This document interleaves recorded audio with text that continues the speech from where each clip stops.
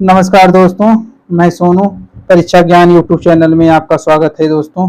जैसे कि आप लोग को पता है कि हम लोग इस टाइम यूथ कंपटीशन की जो बुक ज्योग्राफी की है और चैप्टर वाइज सॉल्व पेपर है उसको हम लोग कर रहे हैं। और इसमें हम लोग स्थल मंडल का जो क्वेश्चन जो जितने भी क्वेश्चन थे दोस्तों, उस स्थल मंडल का पहला भाग हो चुका है दोस्तों।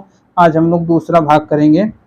और दोस्तों सबसे बड़ी बात इस बुक की ये है कि दोस्तों इसमें जितने भी स्टेट हैं, उत्तर प्रदेश, उत्तराखंड, झारखंड, बिहार, राजस्थान, हिमाचल प्रदेश, हरियाणा, जितने भी शिक्षक के एग्जाम हुए हैं दोस्तों अदर स्टेट के जितने भी हुए हैं उस सभी को समाहित किया गया है इसमें दोस्तों।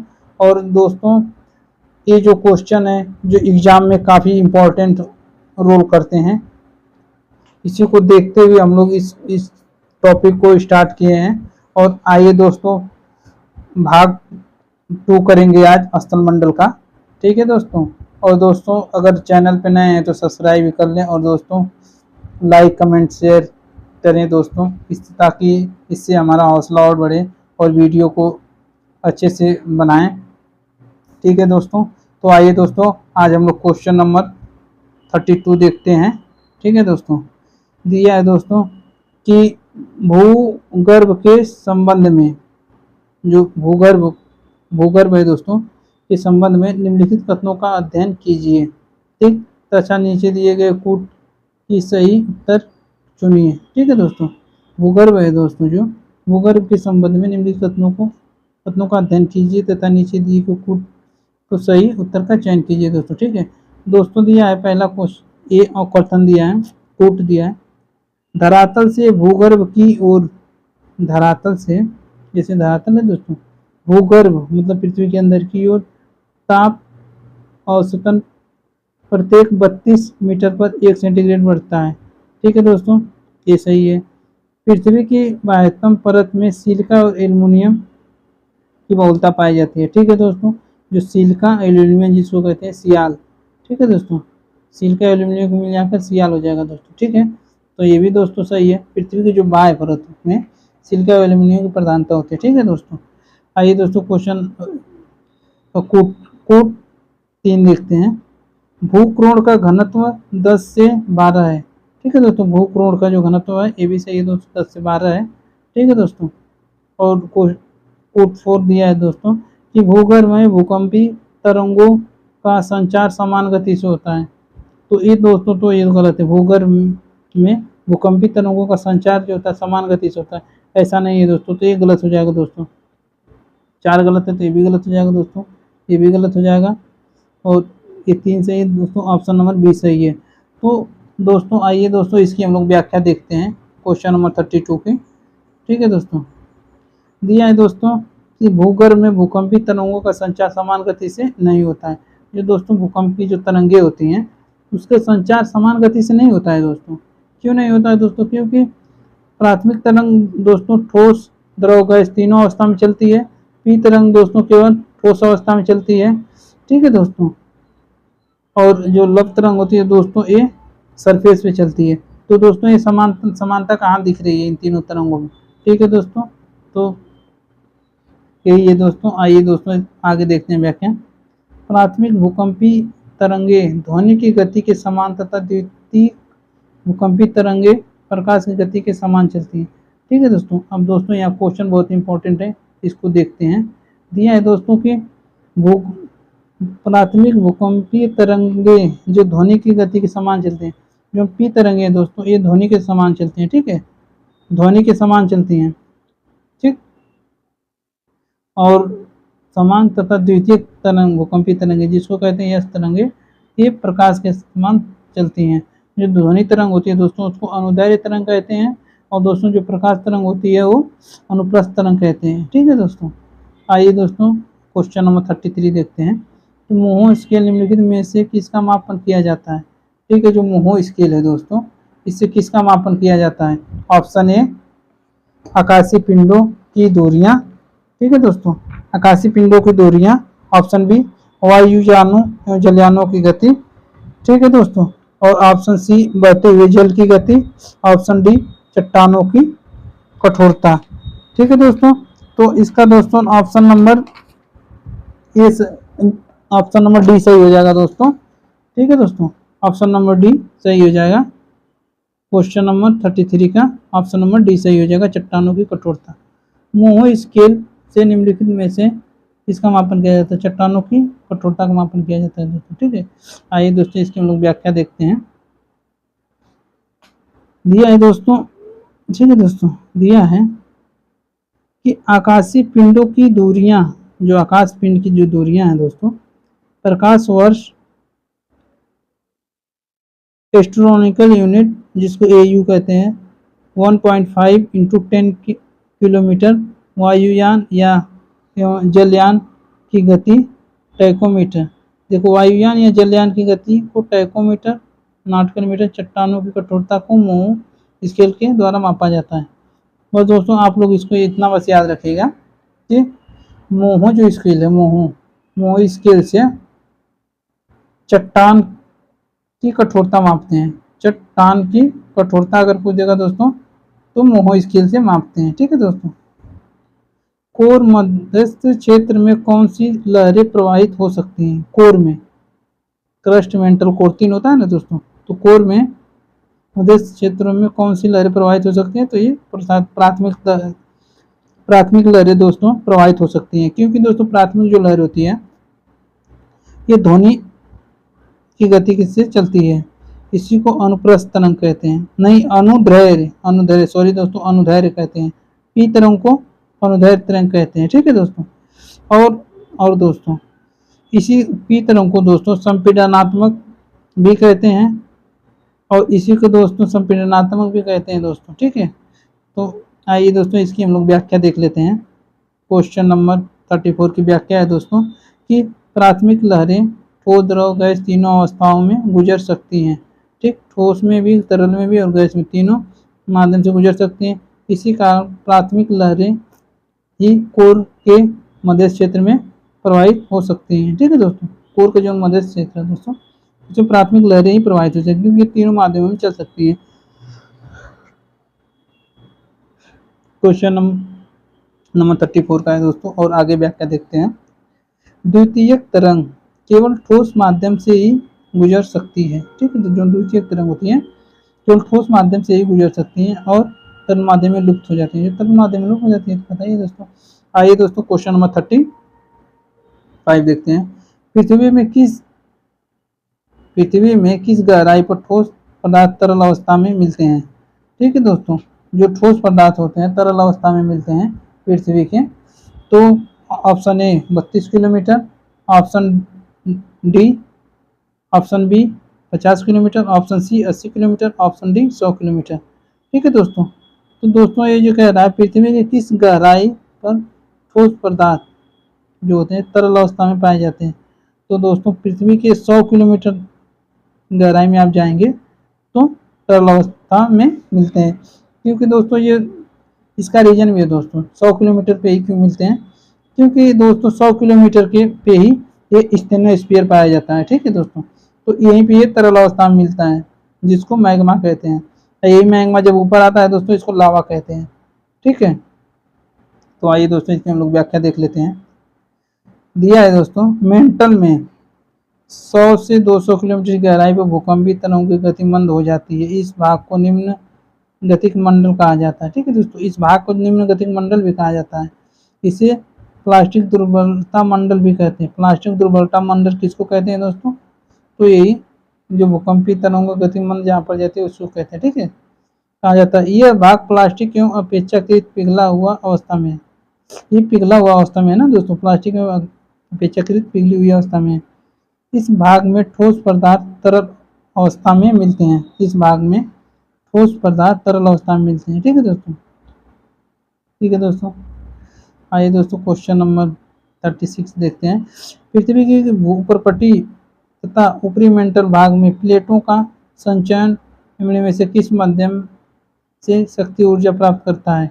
तो ये दोस्तों रेडियो एक्टिव पदार्थ से करता है। ठीक है दोस्तों, ऑप्शन नंबर बी सही है, रेडियो एक्टिव पदार्थ से करता है। ठीक है दोस्तों, आइए इसकी हम लोग व्याख्या देखते हैं दोस्तों। दिया है दोस्तों कि पृथ्वी के अंदर संवहन तरंगों की गति की उत्पत्ति रेडियो एक्टिव पदार्थ के द्वारा होती है। संवहन तरंगों की गति रेडियो एक्टिव पदार्थ द्वारा होती है। इसी के द्वारा प्लेटों का संचरण होता है। इसी के द्वारा जो दोस्तों ना प्लेटों का संचरण भी होता है। आइए दोस्तों क्वेश्चन नंबर 37 देखते हैं। संपूर्ण पृथ्वी का घनत्व कितना होता है दोस्तों? 2.7, बी 3.5, 5.2, 5.5। तो संपूर्ण पृथ्वी का घनत्व 5.5 होता है दोस्तों। ठीक है, आइए इसकी हम लोग व्याख्या एक बार देख लेते हैं। व्याख्या कह रहे हैं दोस्तों, संपूर्ण पृथ्वी का औसत घनत्व, जितना संपूर्ण पृथ्वी है, ठीक है दोस्तों, संपूर्ण पृथ्वी का औसत घनत्व 5.52 पानी के घनत्व के सापेक्ष है। ठीक, 5.52 है पानी के घनत्व के सापेक्ष।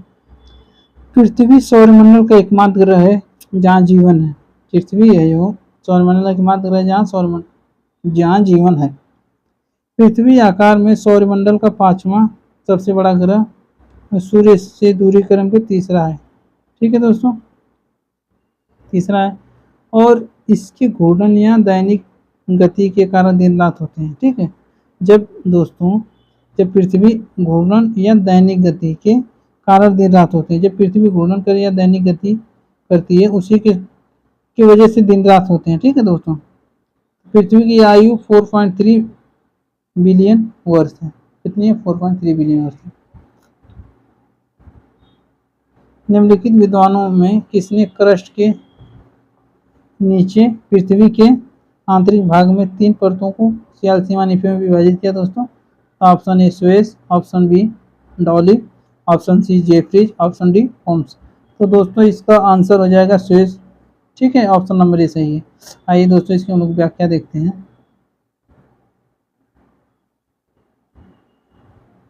दिया है दोस्तों, स्वेस नामक विद्वान ने पृथ्वी की रासायनिक संरचना के विषय में प्रकाश डाला है। ठीक है, रासायनिक संरचना के बारे में पृथ्वी पूछे तो स्वेस हो जाएगा। भूपटल पर ऊपरी भाग अवसाद से निर्मित परतदार शैलों का बना हुआ, जो भूपटल है ऊपरी भाग अवसाद से निर्मित परतदार शैलों का बना है, जिसकी गहराई तथा घनत्व बहुत कम है। गहराई और घनत्व बहुत कम है। यह परत सिलिकेट पदार्थ की बनी है, जिसमें फेल्सपार तथा अब्रक, इसके भी 2 भाग किए गए हैं।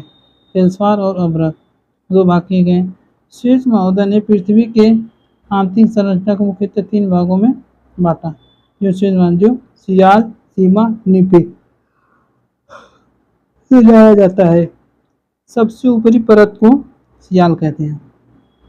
ठीक है दोस्तों, आइए दोस्तों, स्वेस के अनुसार भूपटल की ऊपरी परत कहलाती है। देखिए दोस्तों क्वेश्चन में सियाल कहलाती है। सियाल सीमा निफी होता है ना दोस्तों। ठीक है, आइए क्वेश्चन नंबर 40 देखते हैं। विश्व में थल क्षेत्र की औसत गहराई कितनी है? थल क्षेत्र की दोस्तों बात कर रहा है। ठीक है, तो थल क्षेत्र की औसत गहराई है 840 मीटर। ठीक है दोस्तों, ऑप्शन ए 840 मीटर। आइए दोस्तों इसकी हम लोग व्याख्या देखते हैं। विश्व में स्थल क्षेत्र की औसत गहराई 840 मीटर है तथा महासागरीय गर्त की औसत गहराई 3800 मीटर है। ठीक, कितना? 3800 मीटर। महासागरीय गर्त की औसत गहराई 3800 मीटर है। ठीक है दोस्तों, आइए हम लोग क्वेश्चन नंबर 41 देखते हैं। भूगणितीय तथा भूभौतिकी के अंतर्राष्ट्रीय संघ के अनुसार भूपटल की औसत गहराई है। कह रहा है भूगणितीय एवं भूभौतिकीय के अंतर्राष्ट्रीय संघ के अनुसार। ठीक है दोस्तों, भूपटल की औसत गहराई कितनी है? भूपटल की बात कर रहा है दोस्तों। तो भूपटल की औसत गहराई दोस्तों कितनी है? Option A 20, option C 36, option D 30, option D 32। ठीक है दोस्तों, तो भूपटल और भूपटल की औसत गहराई कितनी है दोस्तों? तो 20 किलोमीटर, 36 किलोमीटर, 30 किलोमीटर, 32 किलोमीटर और 30 किलोमीटर। तो दोस्तों इसका ऑप्शन डी सही है, 30 किलोमीटर। ठीक है दोस्तों, आइए दोस्तों क्वेश्चन नंबर इसकी दोस्तों 41 की हम लोग व्याख्या देख लेते हैं एक बार। भूगणितीय एवं भूभौतिकी के अंतर्राष्ट्रीय संघ के अनुसार भूपटल की औसत गहराई 30 किलोमीटर है। भूपटल है दोस्तों, जिसकी औसत गहराई 30 किलोमीटर है। ठीक, भूपटल यानी क्रस्ट की औसत गहराई 33 किलोमीटर मानी जाती है। 33 मीटर मानी जाती है, लेकिन 30 किलोमीटर दिया है दोस्तों, तो 30 मान सकते हैं। ठीक है, क्वेश्चन नंबर 42 देखते हैं दोस्तों। मोहरोविक असत्यता निम्नलिखित में से किन के बीच सीमा का निर्माण करती है? ठीक है दोस्तों, मोहरोविक असभ्यता निम्नलिखित में से किसका निर्माण करती है दोस्तों?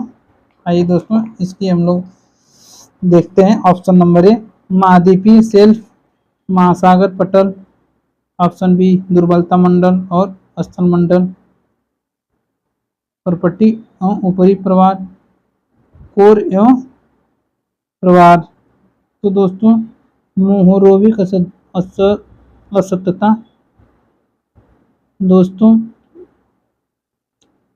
ऑप्शन सी सही होगा इसका, परपट्टी एवं ऊपरी प्रवाह। दोस्तों इसका ना, इसको एक बार आप लोग अच्छे से देखिए, ट्रिक से इसको याद करते हैं कैसे। जैसे कह रहा है मोहरोविक असभ्यता या मोहो असभ्यता। ठीक है, तो दोस्तों इसका ऑप्शन नंबर सी से प्रॉपर्टी एवं ऊपरी प्रवाह। ठीक है, जैसे दोस्तों दिया, अभी हम लोग कल भी किए थे, आज भी एक बार इसको ट्रिक से देख लेते हैं। क्रस्ट मेंटन कोर, 3 हो गया दोस्तों। तो इसमें एक करते हैं दोस्तों, इसमें एक करते हैं और इसमें एक करते हैं। ठीक, लाइन खींचते हैं। तो दोस्तों एक क्रस्ट है, तो ऊपरी क्रस्ट और निचली क्रस्ट, ये कॉन्राड हो जाएगा दोस्तों। ठीक है, और फिर दोस्तों ऊपरी क्रस्ट, और फिर दोस्तों ये मेंटल है, तो मेंटल ऊपरा मेंटल और निचला मेंटल। ठीक है, तो ऊपरी प्रॉपर्टी और ऊपरी परिवार, ऊपरी परिवार और प्रॉपर्टी हो जाएगा दोस्तों इसका आंसर। ठीक है दोस्तों, क्योंकि ये प्रॉपर्टी ऊपरी प्रॉपर्टी तो है। ठीक है दोस्तों, तो आइए दोस्तों इसकी हम लोग व्याख्या देखते हैं। मोहरोविक असभ्यता मोह असभ्यता प्रॉपर्टी और ऊपरी प्रवाह के बीच सीमा का निर्धारण करती है। ठीक है, प्रॉपर्टी और ऊपरी प्रवाह के बीच सीमा का निर्धारण करती है। ठीक है दोस्तों, आइए भूपटल एवं मेंटल के संपर्क क्षेत्र में पी तरंगों का वेग 6.9 किलोमीटर प्रति सेकंड से बढ़कर 7.9 से 8.1 किलोमीटर प्रति सेकंड हो जाता है। इस संबद्धता को मोह असंबद्धता कहा जाता है। यह सामान्यतः 30 से 35 किलोमीटर गहराई पर स्थित है। कितना? 30 से 35 किलोमीटर गहराई पर पाई जाती है मोह असंबद्धता। तो दोस्तों मोह असंबद्धता जो इसको मोहरी कहते हैं, मोह असंबद्धता, ये परपट्टी और ऊपरी प्रवाह। ठीक है दोस्तों, परपट्टी और ऊपरी प्रवाह, प्रवाह मतलब मेंटल, ऊपरा मेंटल और परपट्टी के बीच ये पाई जाती है मोह असंबद्धता। जैसे दोस्तों इसकी ट्रिक यही है कि कमर KMR कमर GL। ठीक है दोस्तों, कॉनराड, मोहो, रेप्टी, गुटेनबर्ग, लेमैन। ठीक है दोस्तों, आइए दोस्तों इसकी हम लोग व्याख्या देखते हैं। हो गया है दोस्तों, अगला क्वेश्चन देखते हैं, क्वेश्चन नंबर 43। पृथ्वी के आंतरिक भाग में ऊष्मा का जनन। ठीक है दोस्तों, जो पृथ्वी का आंतरिक भाग है, पृथ्वी के आंतरिक भाग में ऊष्मा का जनन मुख्य रूप से रेडियो सक्रिय पदार्थों तथा गुरुत्व बल के तापीय ऊर्जा में परिवर्तन होता है। ठीक है दोस्तों, तो दोस्तों इसमें ऊष्मा जनन का मुख्य रूप से पहला दिया है रेडियो सक्रियता पदार्थ, ये तो दोस्तों सही है।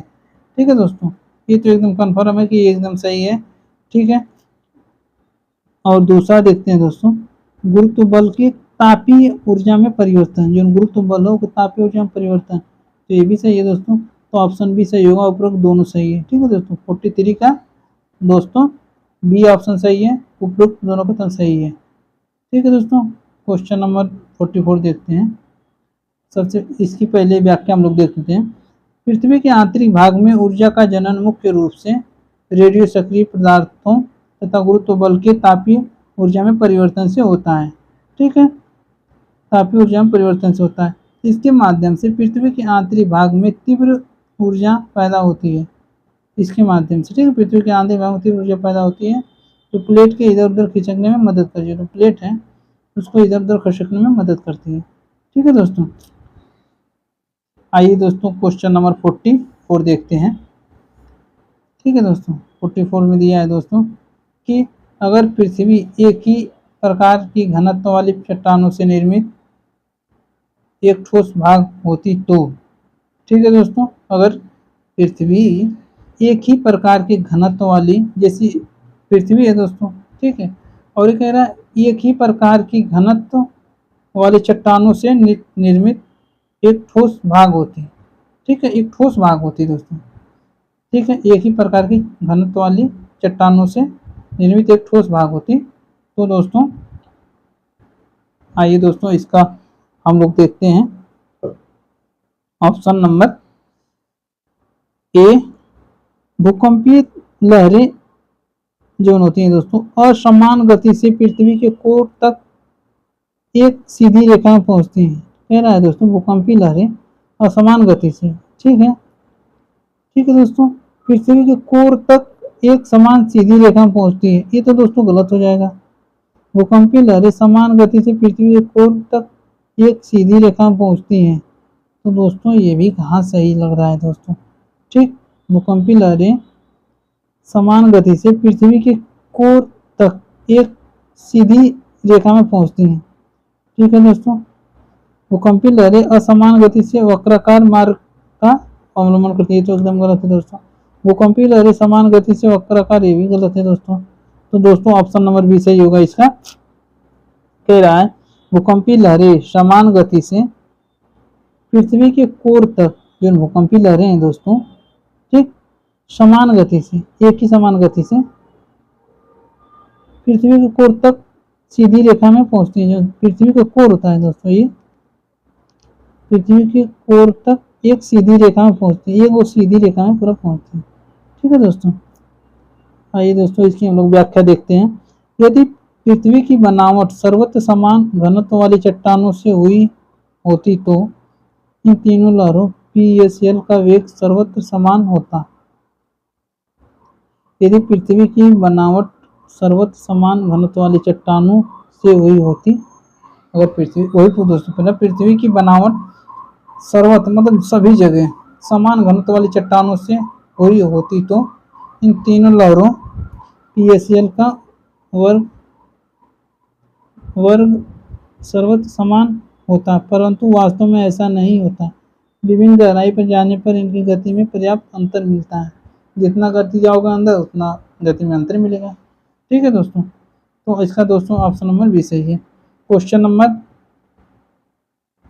45 देखते हैं। निम्न में दुर्बलता मंडल कहाँ स्थित है? निम्न में से दुर्बलता मंडल कहाँ स्थित है दोस्तों?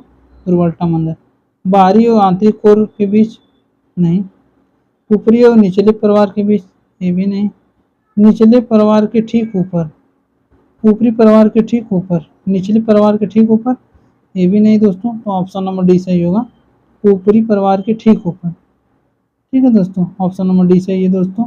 आइए इसकी हम लोग व्याख्या देखते हैं, ठीक है दोस्तों। कह रहा है दुर्बलता मंडल ऊपरी परिवार के ठीक ऊपर स्थित होगा, ठीक है। ऊपरी परिवार जो होता है ये मान लीजिए इसके ठीक ऊपर ही तीनों स्फीयर पाया जाता है, ठीक है दोस्तों।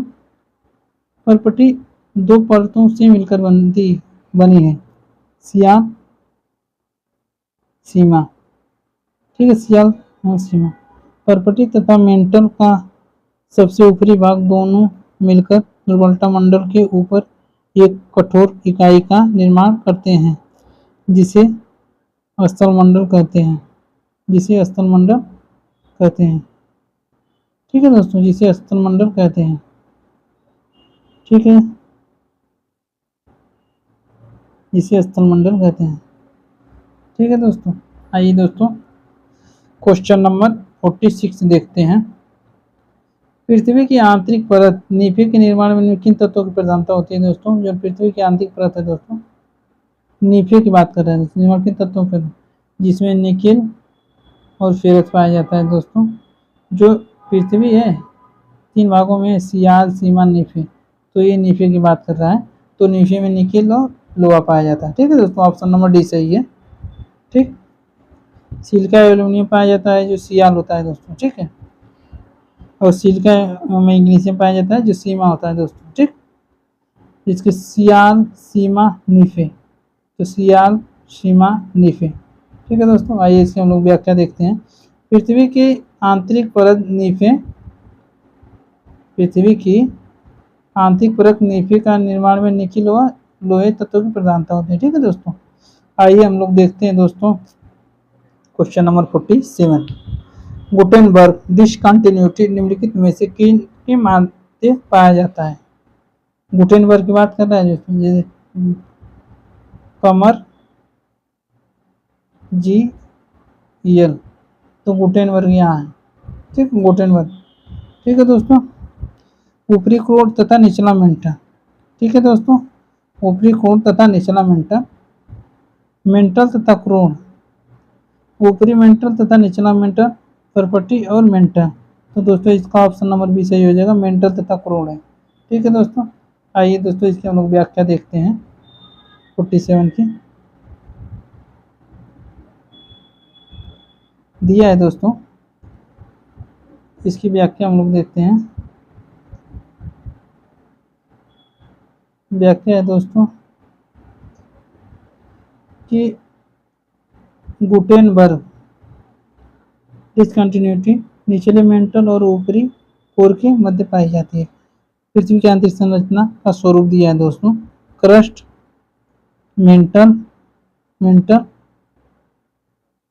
क्रस्ट, मेंटल, कोर, तीन दिया है दोस्तों। गुटेन दिया है तो ये आउटर है, कोर यानी कि बाहरी कोर, ठीक है। और ये इनर कोर यानी आंतरिक कोर। इसके बीच जो डिसकंटिन्यूटी पाई जाती है ये तो गुटेनबर्ग हो जाएगा, तो ये लेमैन होती है, ठीक है दोस्तों।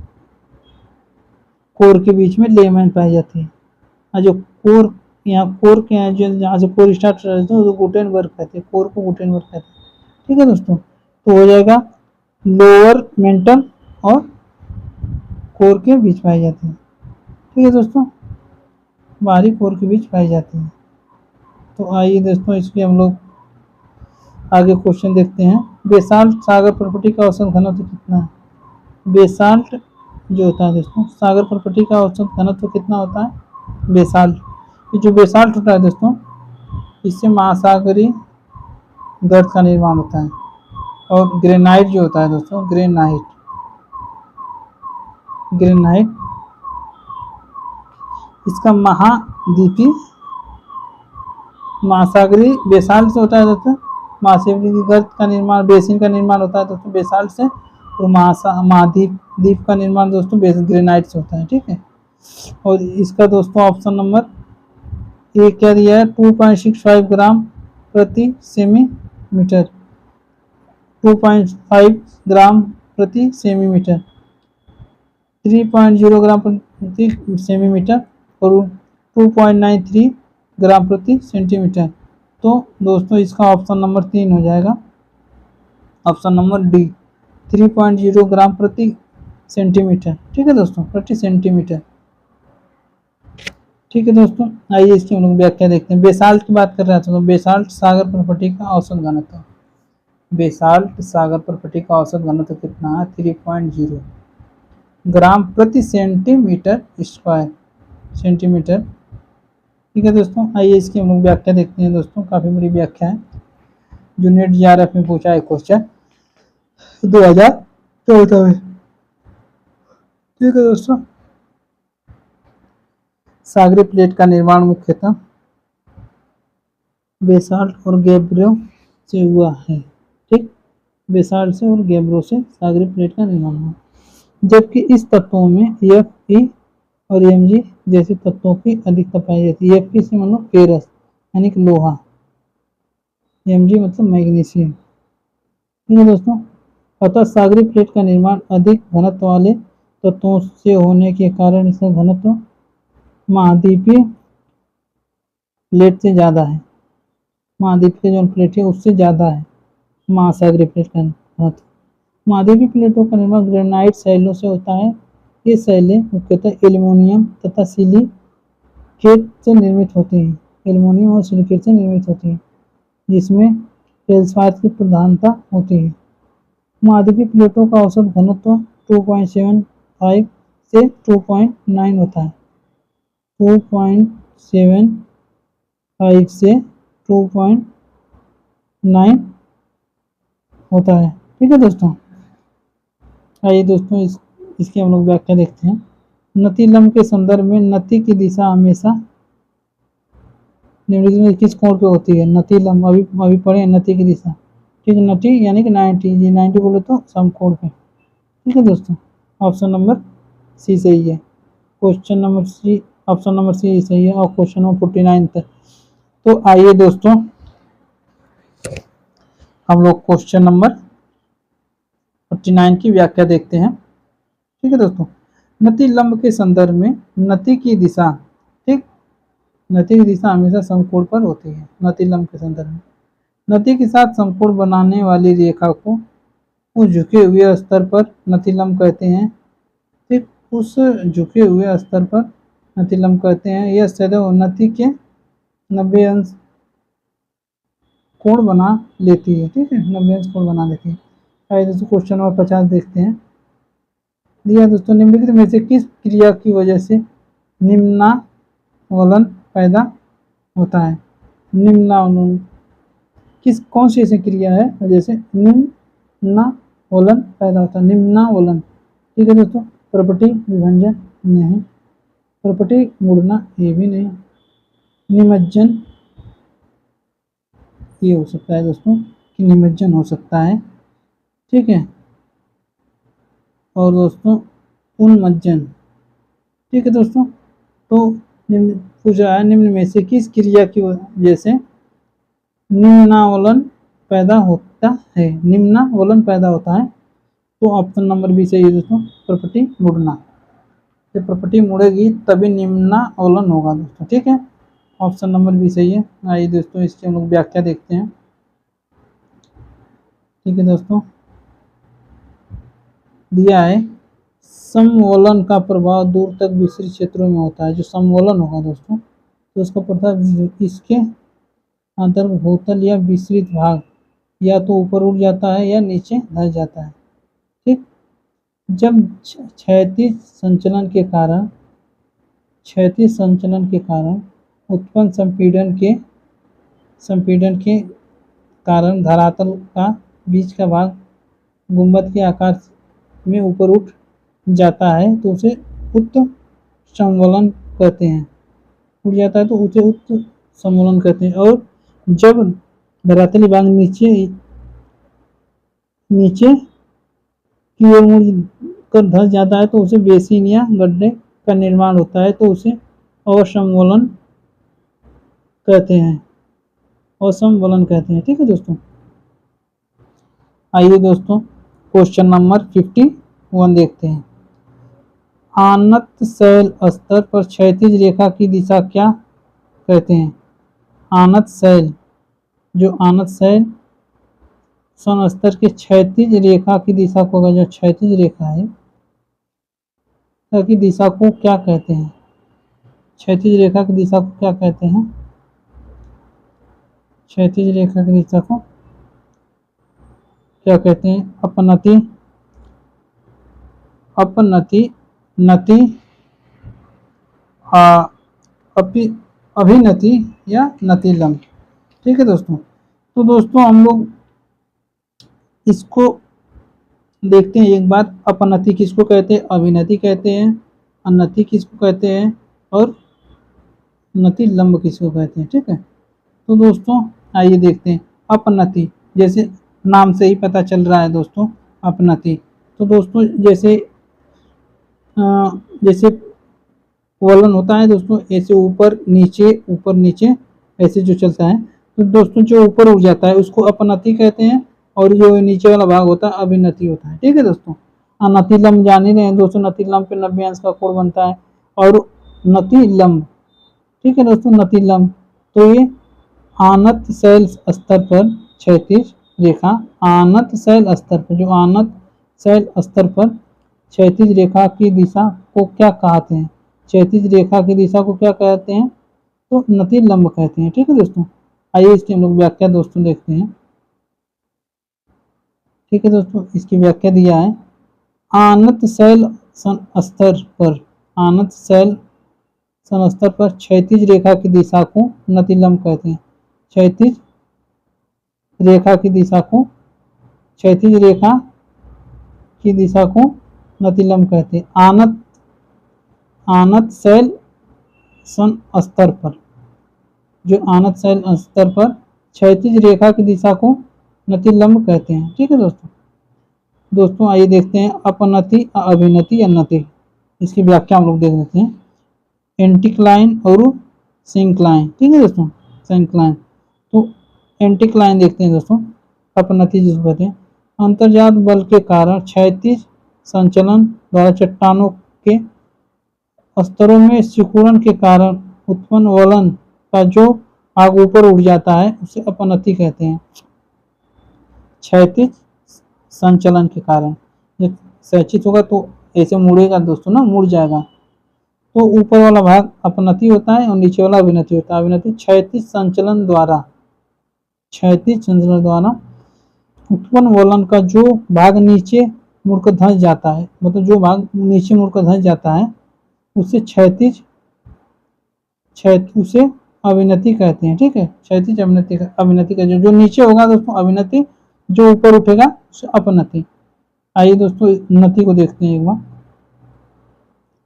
परतदार या रूपांतरित चट्टानों के स्तर प्राय क्षैतिज तल के सहारे कुछ अंश का कोण बनाते हुए क्षैतिज रेखा के साथ झुके रहते हैं। ठीक है, कह रहा है परतदार या रूपांतरित चट्टानों के स्तर पर प्राय क्षैतिज तल के सहारे कुछ अंश का कोण बनाते हुए क्षैतिज रेखा के साथ झुके रहते हैं। इस तरह के झुकाव को स्तर, इस तरह के झुकाव को स्तर का नति या डीप कहा जाता है। ठीक है दोस्तों, नति या डीप कहते हैं।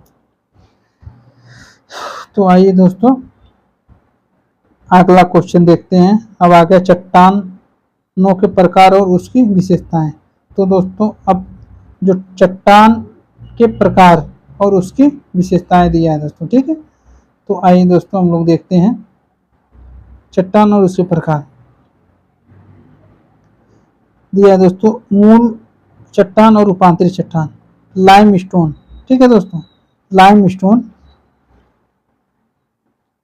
क्वार्टरजाइट, सैंड स्टोन संगमरमर, सैल स्टोन संगमरमर, सैल सिस्ट, ग्रेनाइट, स्लेट। तो दोस्तों ग्रेनाइट से, ग्रेनाइट किस में होता है दोस्तों, इस ग्रेनाइट का रूपांतरण दोस्तों नीस में होता है। ठीक है दोस्तों, तो नीस तो इसमें दिया नहीं है दोस्तों, तो नीस के जगह हम लोग देख लेते हैं ग्रेनाइट का इसमें निर्माण होता है। तो दोस्तों जो पहले आ रहा है उसको देखते हैं। Lime stone, sand stone, lime stone बोले तो लाइम, लाइम मतलब क्या, लाइम स्टोन मतलब संगमरमर। ठीक है दोस्तों, लाइम स्टोन का होगा संगमरमर। तो ए का ऑप्शन, ऑप्शन ए जो दिया है दोस्तों, ए ऑप्शन ए नहीं दोस्तों, ए दिया है लाइम स्टोन, इसको मिलान करेंगे संगमरमर के साथ। ठीक है दोस्तों, इसको मिलान करेंगे संगमरमर के साथ। और सैंड स्टोन दिया है दोस्तों, जिसको सैंड स्टोन, जिसको क्वार्टरजाइट कहते हैं, ये क्वार्टरजाइट में ये रूपांतरित होगा। ठीक है, सैंड स्टोन क्वार्टरजाइट में रूपांतरित होगा। ठीक, और सैल जो होता है दोस्तों स्लेट में होता है। ठीक है, सैल जो स्लेट में होता है। ठीक है, और ग्रेनाइट जो बता वो सिस्ट में होता है दोस्तों। सिस्ट बोले तो इसी को नीस भी कहते हैं दोस्तों। ठीक, सिस्ट। तो आइए दोस्तों हम लोग इस एक बार फिर से इसको देखते हैं। लाइम स्टोन को संगमरमर के साथ मिलाते हैं दोस्तों। ठीक, इसका लाइम स्टोन का रूपांतर संगमरमर को होगा, और सैंड स्टोन का क्वार्टरजाइट के साथ होगा, और वो सैल का जो होता है दोस्तों, सैल का स्लेट में होगा, और ग्रेनाइट का सिस्ट में होगा। सिस्ट को ही नीस भी कहते हैं दोस्तों। ठीक है दोस्तों, तो आइए दोस्तों इसकी हम लोग व्याख्या देखते हैं। लाइम स्टोन संगमरमर, सैंड स्टोन क्वार्टरजाइट, जिससे लाइम स्टोन है दोस्तों संगमरमर में हो गया। ठीक है, और सैंड स्टोन जो क्वार्टरजाइट में हो गया, सैल स्लेट में और ग्रेनाइट नीस में। ठीक है दोस्तों, ग्रेनाइट नीस में और सैल स्लेट में और सैंडस्टोन क्वार्जाइट में, ठीक है दोस्तों, और लाइमस्टोन संगमरमर में। ठीक है, तो आइए दोस्तों अगला क्वेश्चन देखते हैं कि ग्रेनाइट में से किस प्रकार की चट्टान है। ग्रेनाइट, ठीक है, ग्रेनाइट किस प्रकार की चट्टान है? केवल आग्नेय, केवल रूपांतरित, आग्नेय और रूपांतरित दोनों, आग्नेय और असाध्य दोनों। तो दोस्तों केवल तो आग्नेय होगी नहीं, केवल रूपांतरित भी नहीं होगी, केवल आग्नेय और असाध्य होगी नहीं, क्योंकि ग्रेनाइट तो असाध्य तो होगी नहीं ना। तो दोस्तों ग्रेनाइट आग्नेय और रूपांतरित दोनों है। ऑप्शन नंबर बी सही, सी सही है, आग्नेय और रूपांतरित दोनों है ग्रेनाइट। ठीक है दोस्तों, आइए दोस्तों इसे हम लोग व्याख्या देखते हैं। व्याख्या दिया है दोस्तों, ग्रेनाइट आग्नेय और रूपांतरित दोनों प्रकार की चट्टानें हैं। ग्रेनाइट जो है आग्नेय और रूपांतरित दोनों प्रकार की चट्टानें हैं। आग्नेय चट्टान को स्थिति के अनुसार इसको दो भागों में विभक्त किया जाता है। ठीक, आग्नेय चट्टान को स्थिति के आधार पर, एक बाह्य आग्नेय जिसको बाह्य आग्नेय कहते हैं, और दूसरा आंतरिक जिसको अंतर आग्नेय चट्टान कहते हैं। ठीक है, आग्नेय चट्टान को दोस्तों दो भागों में बांटते हैं, बाह्य आग्नेय और आंतरिक आग्नेय। जो बाह्य आग्नेय होता है दोस्तों, उसमें बाह्य आग्नेय और आंतरिक आग्नेय चट्टान दो भागों में बांटते हैं। अब दोस्तों आइए देखते हैं, अंतर्वेदी चट्टानों के अंतर्गत पाताली चट्टानें और मध्यवर्ती चट्टानें आती हैं। जो अंतर्वेदी है दोस्तों, जो अंदर पाई जाती हैं, उसके अंदर पातालिक चट्टानें और मध्यवर्ती चट्टानें आती हैं। ग्रेनाइट पैताली आग्नेय चट्टान का सबसे अच्छा उदाहरण है। तो दोस्तों ग्रेनाइट कैसी है? पातालिक चट्टानें हैं। सबसे अच्छा होता है, ग्रेनाइट का उपयोग भवन निर्माण एवं सड़क निर्माण के लिए किया जाता है। ठीक, तो ग्रेनाइट दोस्तों पातालिक चट्टान है। ठीक है, और बाह्य चट्टानें उसको कहते हैं दोस्तों जो दोस्तों नीचे मैग्मा लगा रहता है, जो बाहर ऊपर आके जो लावा का रूप ले लेता है दोस्तों, इसी को आग्नेय मतलब बहिर्वेदी चट्टान कहते हैं। ठीक है दोस्तों, बाहर जो आके मैग्मा आके जो बाहर आके दोस्तों पृथ्वी पे आके जम जाए, ठीक, उसको लावा कहते हैं दोस्तों, और उसी को बाह्य आग्नेय चट्टान भी कहते हैं। ठीक है दोस्तों, आइए दोस्तों क्वेश्चन नंबर 44 देखते हैं। निम्नलिखित में से कौन सा अवसादी चट्टान का उदाहरण नहीं है? अवसादी चट्टान का, ठीक, कोयला तो है, स्लेट भी है, पोटास, सेल, इसमें अवसादी चट्टान का उदाहरण नहीं है। ठीक है दोस्तों, तो इसमें अवसादी चट्टान का उदाहरण कौन सा नहीं है दोस्तों? स्लेट, स्लेट नहीं है।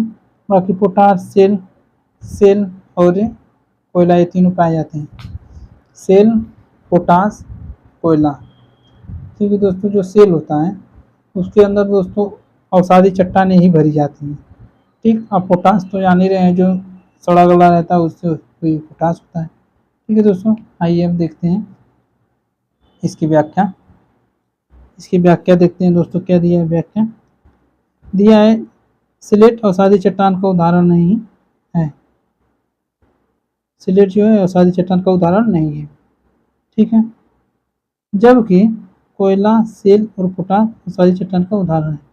अगर दोस्तों तुमसे आपसे पूछें कि अवसादी चट्टान का उदाहरण क्या है? कोयला, ठीक, सेल, ठीक, और पोटास, ये तीनों, कोयला, सेल, पोटास, ये तीनों अवसादी चट्टान का उदाहरण है। अवसादी चट्टान का निर्माण और अवसादी के समूहन के फलस्वरूप होता है। ठीक, अवसादी चट्टानों का निर्माण अवसादों के समूहन के फलस्वरूप होता है। यह चट्टान भूपृष्ठ के सर्वाधिक क्षेत्रफल पर पाई जाती है। ये जो चट्टान है भूपृष्ठ के सर्वाधिक क्षेत्रफल पर पाई जाती है। ठीक है, भूपृष्ठ के, यद्यपि भूपृष्ठ का लगभग 75% भाग अवसादी शैलों से आवृत तथा शेष प्रतिशत भाग आग्नेय रूपांतरित चट्टानों से पाया जाता है। तब भूपृष्ठ या क्रस्ट की बनावट में इसका योगदान केवल 5% का होता है, जबकि 95% भाग आग्नेय और रूपांतरित चट्टानों द्वारा बना है। ठीक है दोस्तों, तो आइए दोस्तों अगला क्वेश्चन देखते हैं। पेट्रोलॉजी किसका विज्ञान है? पेट्रोलॉजी किसका विज्ञान है दोस्तों? तो शैलों का, पशुओं का, मौसम का, वनस्पतियों का। तो जो दोस्तों पेट्रोलॉजी है, सेलों का विज्ञान है। पेट्रोलॉजी सेलों का विज्ञान, या बोलते तो चट्टानों का विज्ञान। ठीक है दोस्तों, आइए इसकी हम लोग व्याख्या देखते हैं।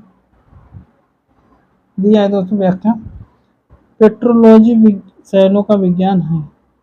ये पेट्रोशास्त्री शैलों के विभिन्न स्वरूपों का अध्ययन करता है, जैसे खनिज का संरचना, बनावट, गठन, स्रोत, प्राप्ति स्थल, परिवर्तन एवं दूसरी शैलों के साथ संबंध। चट्टानें 3 प्रकार की होती हैं, आग्नेय, अवसादी और रूपांतरित चट्टान। पेट्रोलॉजी में शैलों के चक्र, निर्माण एवं स्वरूप का अध्ययन मुख्य रूप से किया जाता है। ठीक है, जो चट्टान होती हैं उनका क्या, शैलों के चक्र कैसा है, निर्माण, स्वरूप का अध्ययन मुख्य रूप से किया जाता है। ठीक है दोस्तों, आइए दोस्तों क्वेश्चन नंबर 56 देखते हैं।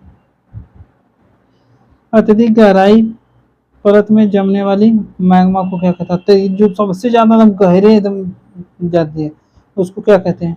लाइकोलिथ, सील, डाइक और बैथोलिथ। तो दोस्तों सबसे अधिक गहराई में जो पाई जाती है वो बैठ जाती है, तो बैथोलिथ है। ठीक, ये दोस्तों पृथ्वी की जो अभी हम लोग देख रहे थे दोस्तों, आग्नेय चट्टान को 2 भागों में बांटते हैं। तो एक बाह्य आग्नेय हो गई, एक आंतरिक आग्नेय चट्टानों को के जो भाग होते हैं दोस्तों उसको B, D, L1, L2, P, S, पैकोलिथ और सील। इसको बैथोलिथ, डाइक, लाइकोलिथ और लाइपोलिथ, ठीक, पैकोलिथ और सील, ये 6 इसके ट्रिक हैं दोस्तों जो चट्टान के हैं। ठीक है, सील दोस्तों यहाँ हो गया, बैथोलिथ हो गया पहला, ठीक, लाइकोलिथ L1 हो जाएगा, डाइक दूसरा हो जाएगा दोस्तों। ठीक है, आइए दोस्तों इसकी हम लोग व्याख्या देखते हैं। काफी लंबी चौड़ी इसकी व्याख्या है। अत्यधिक गहराई में तथा परत में जमने वाले मैग्मा को बैथोलिथ कहते हैं।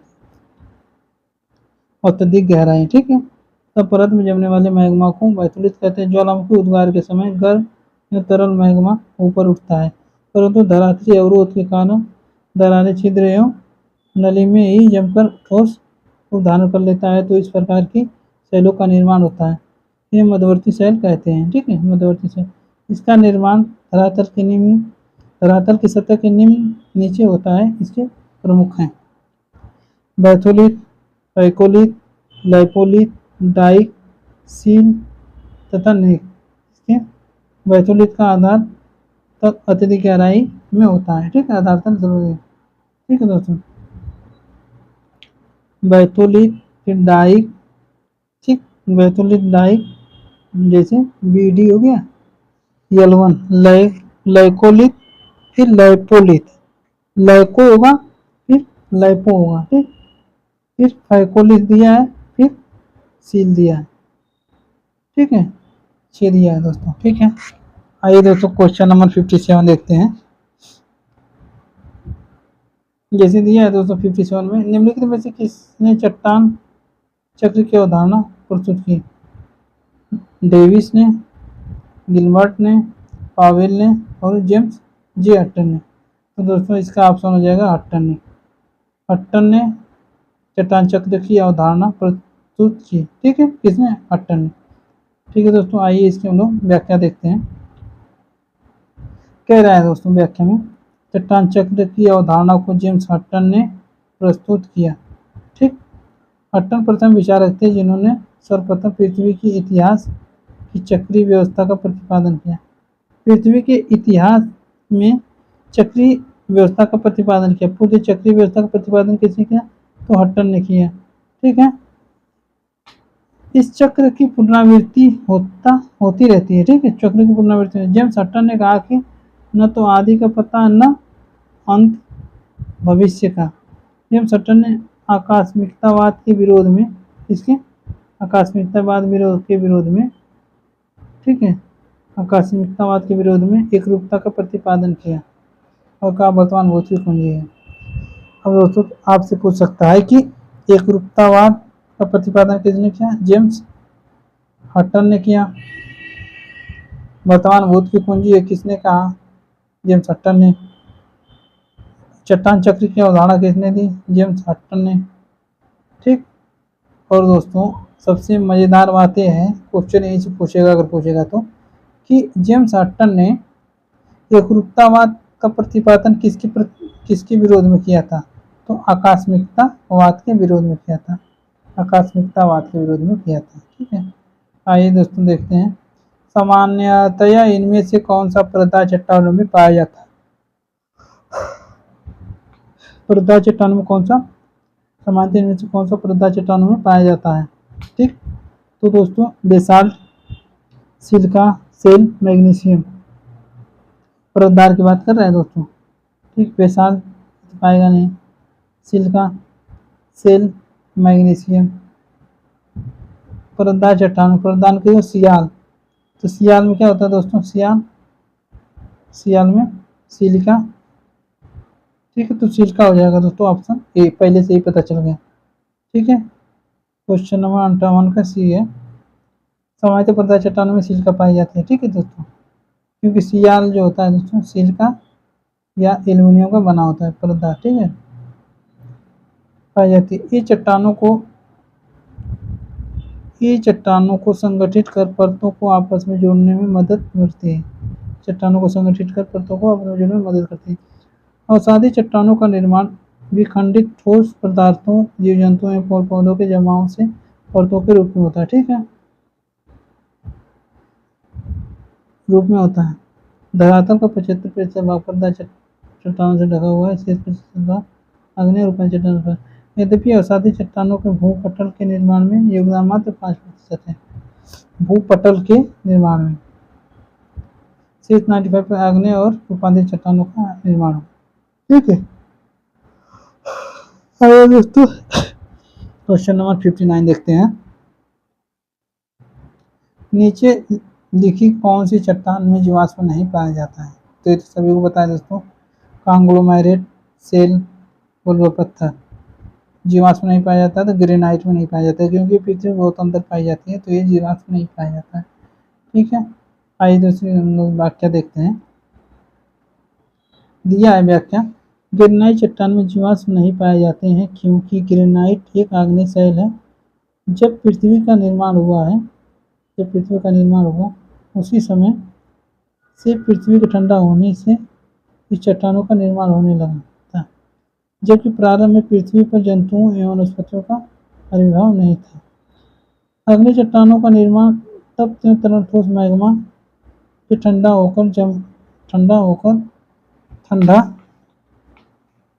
होकर जमकर ठोस होने से होता है। अतः अत्यधिक उष्णता के कारण जीवाश्म नष्ट हो जाते हैं। इस कारण आग्नेय चट्टानों में जीव जंतु वनस्पतियों के अवशेष नहीं पाए जाते हैं। ठीक है, नहीं पाए जाते हैं।